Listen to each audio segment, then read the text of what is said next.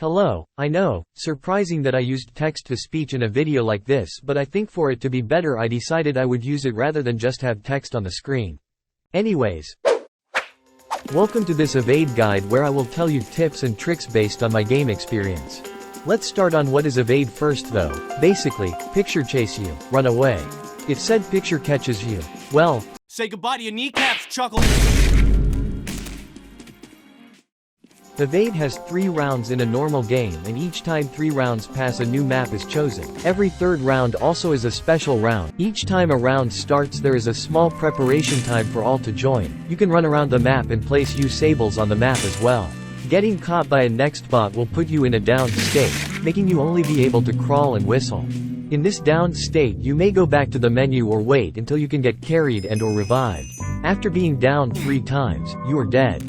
The goal in evade is to survive for 3 minutes, after that you gain express and coins. The rewards in each time you survive around increases depending on the map difficulty, amount of times downed and the amount of revives you have. Now that you know the game mechanics, let's talk about managing to actually evade. To outrun a next bot you must know utilities, U-sables and movement tricks. If you are having some difficulties, you may want to know about utilities. The utilities are compass. The compass is only useful for finding the objective. You never need to know where north is. Radio. The radio has potential, only if you have a team, but most of the time people just use it to look at chat. Timer. The timer is also kinda useless. I guess you can use it to know if you can be risky since the round is ending. Radar. Now this is actually useful. The radar works by beeping faster if a next bot is closer and beeping slower if a next bot is farther. Decoy. The decoy can also be useful. This works by summoning a decoy that the next bot chases. Grapple. Now the grapple is the most useful and most expensive utility. I don't think I need to tell you why, you can see from the background footage.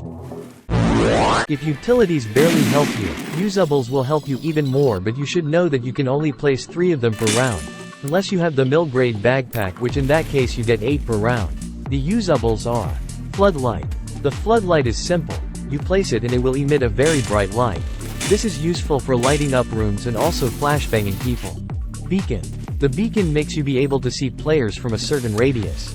This can be useful for finding downed players or know where the players are. Cola. The absolute king of usables. Using a cola will make you go faster for 6 seconds and it will not affect how much usables you can place, meaning that you can keep using it for a whole round. This usable is used for almost anything in evade. Barrier. The barrier blocks only next bots, but it can break, so don't rely on it too much. This is useful for making next bots unable to reach you and also useful for keeping your team safe. Sensor. Honestly, the sensor is a dollar store radio. It is the same thing as the radio, but it can be heard by others. Speed pad. The speed pad does the same thing as the cola, but your team can also get that speed boost by walking into it. This also stacks with the cola. Landmine.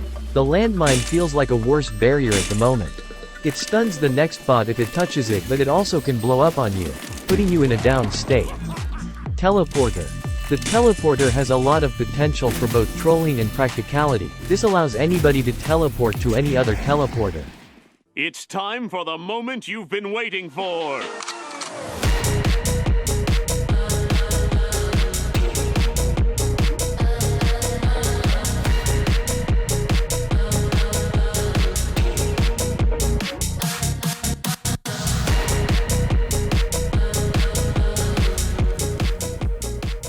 Strafing. I am not really sure if I should put this in, but I will anyways. Strafing basically refers to pressing RD. You can use this to turn more corners sharply and move mid-air better. This is important to know since this is used in many movement tricks. Sliding.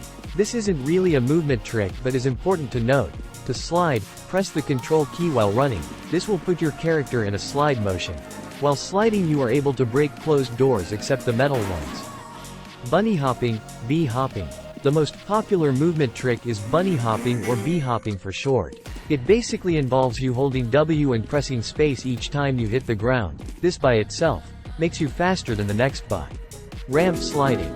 Another popular movement trick is ramp sliding. It involves you going up a ramp and managing to go up into the sky.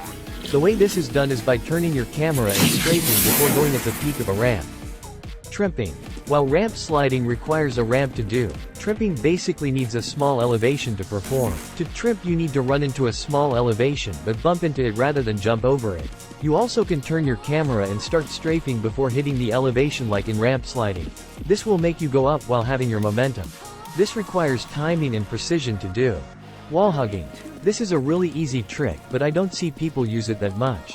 To do this, you need a wall, preferably a flat one without anything that sticks out. After that, you go right up the wall, and then strafe on the wall while holding W. This will make you go fast while hugging the wall. Spam strafing. Spam strafing is basically spamming A and B to have more speed. I usually only use this move if I want to have a fast acceleration and if I am carrying a teammate. Slide jumping. Slide jumping is basically B-hopping but holding control. Doing this makes you be able to maintain a faster speed, but slide jumping requires you to be more precise with your jumps to keep more of your momentum. Anyway, that's all for this video. If you want me to get into special rounds and some more additional knowledge, let me know in the comments below. Okay, now time for the black screen with text telling you to like and subscribe.